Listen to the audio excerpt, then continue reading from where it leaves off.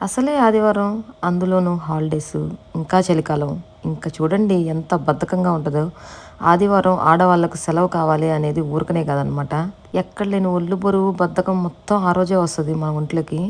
ఈలోగా మా హస్బెండ్ అయితే మా కోసం ఎక్కడెక్కడి నుంచి మంచి ఫుడ్ అంతా తీసుకొచ్చి వీళ్ళకి పెట్టాలా, వీళ్ళకి మంచి టేస్ట్ చూపించాలా అని చెప్పేసి అన్ని రెస్టారెంట్స్‌కి తిప్పాలి అనుకుంటాడు. సరే అని అలా బయటకొస్తే ఆ చెట్టు చూసారా? వింటర్‌లో మాకు అలా రాలిపోతాయి. సమ్మర్‌లో మాత్రం పచ్చదనం, పరిశుభ్రత అన్నట్టుంటాయి. ఇండియాకి ఇక్కడ మొత్తం రివర్స్‌గా అనిపిస్తది. ఇతను చూస్తున్నారు కదా! మా కమ్యూనిటీలోనే ఉంటారు. చాలా మంచి పర్సను. మెక్సికన్స్. తనకి తెలుగు కానీ, ఇంగ్లీష్ కానీ రాదు. మాకేమో స్పానిష్ రాదు. మేమందరం కమ్యూనికేట్ అవ్వాలంటే చాలా కష్టమవుతది. ఫైనల్‌గా తను చెప్పిన విషయం ఏంటి అంటే, తన ఇంటి దగ్గర ఒక పేపర్ అయితే పడిందంట. ఎవరో నాక్ చేసి ఈ చెక్ ఇచ్చారు అని చెప్పేశారు. దాని మీద పేరు చూస్తే వాళ్ళింటి ఆపోజిట్ వాళ్ళు.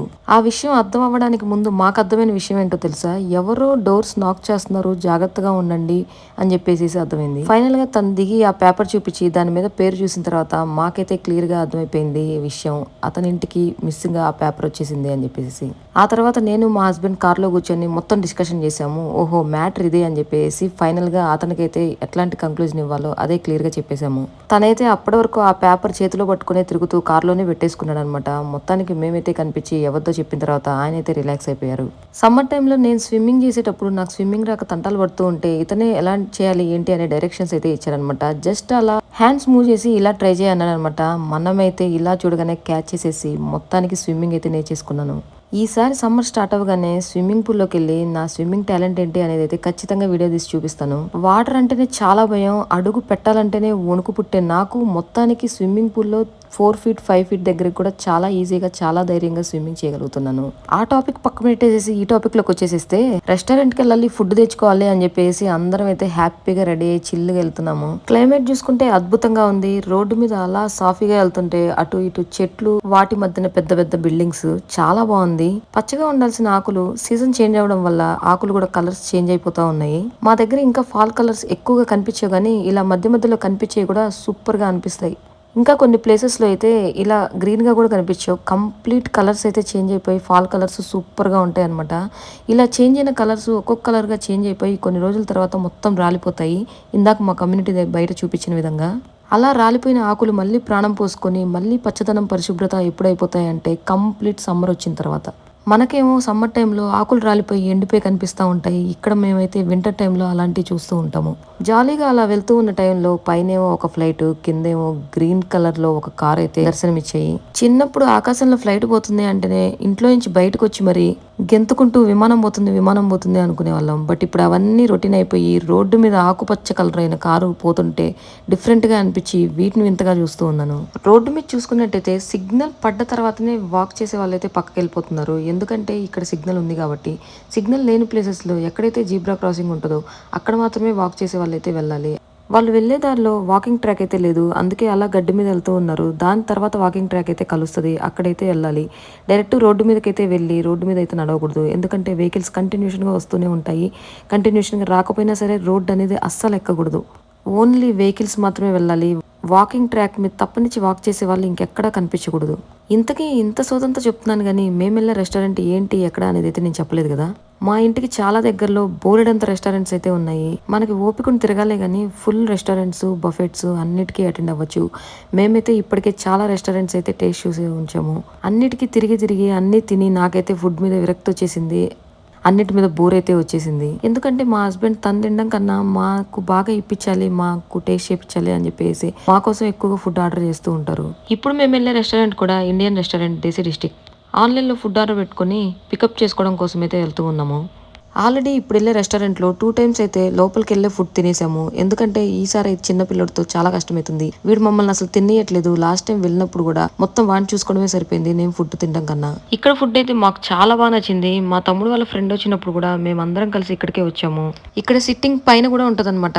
పైన అందరం కలిసి తిన్నాము. మా పెద్దోడు బాగా ఇష్టంగా పైన కూర్చుందాం అని చెప్పేసి అన్నాడు. ఈసారి అలా వెళ్ళలేక జస్ట్ ఫుడ్ అయితే పికప్ చేసుకుని వెళ్ళిపోయాము. లోపలికి ఎంటర్ అవగానే అక్కడ కౌంటర్ లో స్నాక్స్ చూస్తున్నాం కదా, అన్ని రకాల స్వీట్స్, హాట్స్ అయితే అన్నీ ఉన్నాయి. ఇప్పటి వరకు నేను చెప్పిన పైన సిట్టింగ్ అదే అనమాట. ఇక్కడ మన అమెరికన్స్ ఎవరు కనిపించరు. మొత్తం తెలుగు వాళ్ళే కనిపిస్తారు. అమెరికాలో ఉన్నావా, హైదరాబాద్లో ఉన్నావా అని అయితే అనిపిస్తుంది. ఇక్కడ కౌంటర్లో ఫుడ్ ఇచ్చే వాళ్ళు కూడా మొత్తం తెలుగు వాళ్ళే ఉంటారు. ఇది మొత్తం కూడా తెలుగు వాళ్ళ అడ్డా. మొత్తం ఎంఎస్ వాళ్ళు, స్టూడెంట్స్ ఉంటారు. కౌంటర్ దగ్గర ఇలా స్నాక్స్ పెట్టి అలాగే కుకీస్ టీ పెట్టేశారు. మా పెద్దోడైతే పాపం మా కుకీస్ చూసిన దగ్గర నుంచి చాలా ఇంట్రెస్ట్గా ఉన్నాడు. ఎందుకంటే ఆల్రెడీ ఆ కుకీస్ టేస్ట్ చూశాడు. సూపర్గా ఉన్నాయి, మొత్తం బటర్ ఫ్లేవర్తో ఉన్నాయి. ఇంకా మా హస్బెండ్ అడగగానే వెంటనే రెడీగా ఉంటారు ఇప్పించడానికి. ఇంకా తీసుకోవడం స్టార్ట్ చేసిన తర్వాత ఒకటెందుకు నలుగురు ఉన్నాం కదా 4 తీసేసుకున్నాడు. నేనైతే ఎంజాయ్ చేశాను. అలాగే ఇక్కడ డిజర్ట్స్, కేక్స్, కుకీస్, అలాగే కూల్ డ్రింక్స్ అన్నీ ఉన్నాయన్నమాట. ఇంకా పిల్లలు ఇవన్నీ చూసిన తర్వాత అసలు ఆగుతారా, కంట్రోల్ అవుతారా? మన మాట అస్సలు వినరు. మనమైతే కంట్రోల్ చేయడం కూడా చాలా కష్టంగా ఉంటుంది.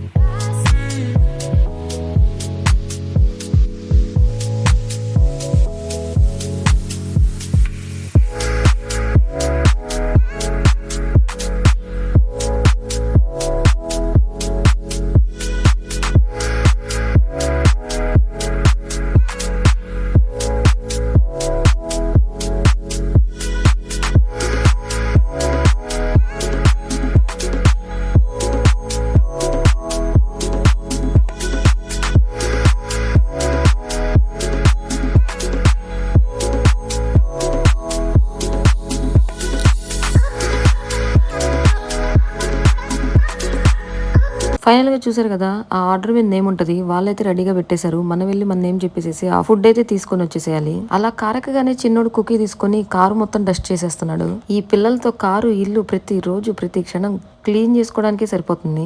ఇంకా అలా స్టార్ట్ అవుతున్నాము, కూర్చొని సీట్ బెల్ట్ పెట్టించుకో అని చెప్పేసి మాత్రం నో అని చెప్పేసి గొడవ చేస్తూ ఉన్నాడు. ఇక్కడేమో సిగ్నల్స్ ఉంటూ ఉంటాయి. ఆ సిగ్నల్స్ కి సీసీ కెమెరాలు ఉంటాయి. ఆ సీసీ కెమెరాల నుంచి కంప్లీట్ గా లోపల కనిపిస్తూ ఉంటది. ఫ్రంట్ సీట్ వాళ్ళే కాదు, బ్యాక్ సీట్ వాళ్ళు కూడా కనిపిస్తూ ఉంటారు. వాళ్ళందరూ కంప్లీట్గా సీట్ బెల్ట్ పెట్టుకున్నారా లేదా అనేది మాత్రం కంప్లీట్ క్లియర్గా కనిపిస్తూ ఉంటుంది. నాకేమో కారకి కానీ ఆ టెన్షనే ఉంటుంది అనమాట. మిడిల్లో నేనే కూర్చుంటాను, నేనే క్లియర్గా కనిపిస్తూ ఉంటాను. అటు ఇటు కూర్చున్న పిల్లలు కానీ వాళ్ళు గొడవ చేసి నా వాళ్ళలో కూర్చున్నారు అంటే ఇంకా క్లియర్గా కనిపిస్తుంది కదా. అలా పిల్లలు ఎవరి వాళ్ళలో కూర్చోకూడదు. వాళ్ళు కంప్లీట్గా వాళ్ళ సీట్లోనే కూర్చొని వాళ్ళ సీట్ బెల్ట్ కంపల్సరీ ఉండాలి. ఇంతకీ ఫుడ్ ఏం తెచ్చుకున్నావు ఏంటి అనుకుంటున్నారా? నేనైతే ఇంట్లో బగారా రైస్ కుక్ చేసి పెట్టేశాను. ఇందాక చూపించాను కదా ఇన్స్టాపాట్లో. ఎందుకు అంటే 2 కర్రీస్ అయితే ఆర్డర్ పెట్టాము. ఆ కర్రీస్తో పాటు ఆల్రెడీ రైస్ వచ్చేసింది. ఆ విషయం మాకు తెలీదు. లాస్ట్ టైం రెస్టారెంట్కి వెళ్ళినప్పుడు రైస్ వచ్చిందంట, బట్ నాకు ఆ విషయం అయితే గుర్తులేదు. ఇప్పుడు మన కర్రీస్ వచ్చేసి పన్నీర్ బటర్ మసాలా, అలాగే చికెన్ టిక్కా మసాలా, చికెన్ 65, అలాగే గార్లిక్ బటర్ నాన్ అనమాట. వీటిల్లో మా ఆయనకి పన్నీర్ అయితే మిగిలిన మొత్తం నాకే. వాళ్ళు ఇచ్చిన రైసే కాకుండా నేను ఆల్రెడీ బగారా రైస్ చేసేసి ఉంచాను. ఆ బగారా రైస్ ఎలా చేశానో ఏంటి అనేది అయితే ఈ వీడియోలోనే ఒకసారి లుక్ వేసేద్దాము. ఆహా ఏమి రుచి అనేలాగా గుమగుమలాడిపోతుంది కదా. నాకైతే ఎప్పుడెప్పుడు తినేద్దామా అని నోరు ఊరిపోతుంది. ఆ స్మెల్ చూస్తే చాలు అసలు నోట్లో వాటర్ అయితే తిరుగుతూ ఉంటాయి. చూస్తుంటేనే చాలా అందంగా కనిపిస్తూ ఉన్నాయి కదా, తింటే ఇంకా సూపర్ గా ఉన్నాయి. నేను రెస్టారెంట్ లోపలికి వెళ్ళినప్పుడైతే బిర్యానీస్ అయితే తిన్నాను, బట్ ఇక్కడికి బిర్యానీ అయితే తెచ్చుకోలేదు. అంతే కర్రీస్, స్టార్టర్ అలాగే నాన్స్ అయితే తెచ్చుకున్నాము. చిన్నోడు తినేది తక్కువ, ఇల్లంతా చేసేది ఎక్కువ. ఇప్పుడైతే మన బగారా రైస్ ని ఒక లుక్ వేసేద్దాం పదండి. వేడి వేడి బగారా రైస్ అయితే రెడీ అయిపోయింది. ఇది ఎలా చేయాలి ఏంటి అనే విధానాన్ని అయితే ఒకసారి చూద్దాం. ముందుగా పుదీనాన్ని, కొత్తిమీరని కడిగి పెట్టుకొని వాటిని కట్ చేసి పక్కన పెట్టేసుకోవాలి. అలాగే ఆనియన్ని ఇలా పీసెస్ లాగా కట్ చేసుకొని, మిర్చి కూడా పక్కన పెట్టేసుకొని, 2 ముక్కల దాల్చిన చెక్క, 4 లవంగాలు, బాస్మతి రైస్ని 2 సార్లు కడిగి పెట్టేసుకోవాలి. వీటితో పాటు అల్లం వెల్లుల్లి పేస్ట్ని అయితే నేనైతే ఫ్రెష్గా దంచి పెట్టుకోను. ఆల్రెడీ ఒకసారి దంచి పెట్టుకున్న తర్వాత దాన్ని ఫ్రిడ్జ్లో అయితే స్టోర్ చేసి ఉంచుతాను. దాంట్లో కొంచెం ఉప్పు, పసుపు వేసి అయితే రెడీగా పెట్టేసుకొని ఎప్పుడు కావాలంటే అప్పుడు యూస్ చేసుకుంటూ ఉంటాను. ముందుగా స్టవ్ ని మీడియం ఫ్లేమ్ లో పెట్టేసుకొని నేనైతే ఇన్స్టాపాట్ లో చేస్తున్నాను అనమాట. ఇన్స్టాపాట్ అనేది మా స్టీల్ది. నేను దీంట్లోనే మొత్తం కుక్ చేసి ఈ బౌల్ ని రైస్ కుక్ అవడం కోసం ఇన్స్టాపాట్ లో పెట్టేస్తాను. ఆయిల్ హీట్ అవగానే మనం ముందుగా వేయాల్సింది ఏంటి అంటే కనిపిస్తున్న ఈ షాజీరా, అలాగే దాల్చిన చెక్క, యాలక్కాయలు, పచ్చిమిర్చి అన్ని వేసి వేగిన తర్వాత అల్లం వెల్లుల్లి పేస్టు, అలాగే కట్ చేసి పెట్టుకున్న ఆనియన్స్, వీటన్నిటిని ఒకసారి కలిసేలాగా తిప్పేసుకొని పుదీనా, కొత్తిమీర కూడా వేసిన తర్వాత సరిపడా సాల్ట్ అయితే వేసుకోవాలి. ఎలాంటి వంట అయినా సరే అది బాగుంది బాగాలేదు అని చెప్పేదైతే ఒక్క సాల్ట్లోనే తెలిసిపోతుంది. ఉప్పు కారాలు కరెక్ట్గా ఉంటే ఏ వంట అయినా సరే అద్దరిపోతుంది. మనకి వంట వచ్చా రాదా అనేది కూడా ఆ ఉప్పు కారాల్లో బేస్ చేసుకునే ప్రతి ఒక్కళ్ళం అయితే చెప్పగలుగుతాము. నాకు వంట నేర్పించింది అయితే మా చిన్నక్క. తను ఎప్పుడు చెప్తుంది, ఏముంది ఏ కర్రీకైనా సరే ఆయిల్ వేసామా తాలింపు పెట్టేసామా అన్ని వెజిటేబుల్స్ వేసి ఆనియన్ ఉప్పు కారం వేసేసి సరిపోతుంది అని. బట్ తను చెప్పింది ఇప్పటికీ నాకు నిజమే అనిపిస్తుంది. ఎందుకంటే ప్రతిరోజు ఏ కూరగాయ చేసుకున్నా అదే అవుతుంది. ఒకటి గ్రేవీ లాగైనా అవ్వాలి, లేకపోతే డ్రై కర్రీ చేసుకోవాలి అనుకుంటే ఫ్రై లాగా చేసేసుకుంటాము. ఇప్పుడు విషయంలోకి వస్తే నేనైతే రైస్ని 3 గ్లాసులు తీసుకున్నాను. మనకి రైస్ కుక్కర్తో పాటు ఒక గ్లాస్ ఇస్తారు కదా, ఆ గ్లాస్తోనే తీసుకున్నాను నేను 3 గ్లాసులు. అలాగే గ్లాస్కి 2 గ్లాసులు వాటర్ అయితే తీసుకున్నాను. అంటే 6 కప్పుల నీళ్ళు అయితే పోస్తున్నాను. ఒకసారి ఉప్పు కారం మంది చూసుకొని టేస్ట్ అంతా సరిపోయిన తర్వాత స్టవ్ అయితే ఆఫ్ చేసేసి దీన్ని డైరెక్ట్గా ఇన్స్టా పాట్లో అయితే పెట్టేసేసి రైస్ బటన్ ఆన్ చేస్తే చాలు 40 మినిట్స్లో మనకి గుమ్మగుమ్మలాడే బగారా రైస్ అయితే రెడీ అయిపోతుంది. ఆ బౌల్ని ఇలా స్టవ్ మీదనే కాకుండా ఇన్స్టా పాట్లో పెట్టి కూడా హీట్ పెట్టేసేసి మనం ఇట్లా ఆయిల్తో ప్రాసెస్ చేసింది మొత్తం చేసేయచ్చు. బట్ ఎందుకో నాకు దాని మీద అలా అలవాటు అయిపోయింది.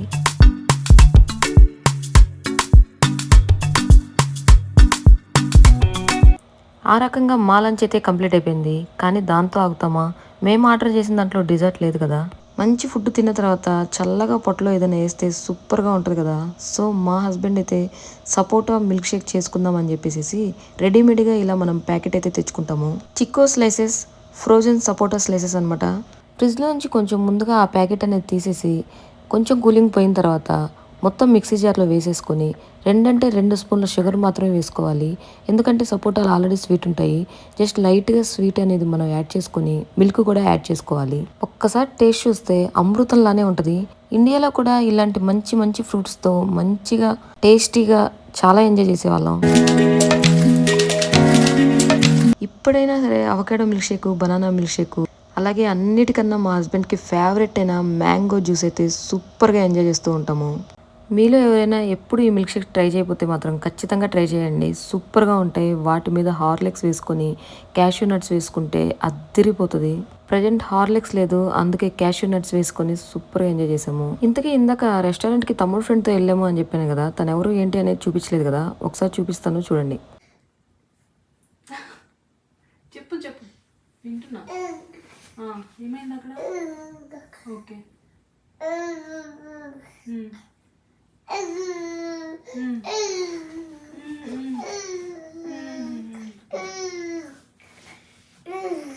ఎవరు? డాడీయా?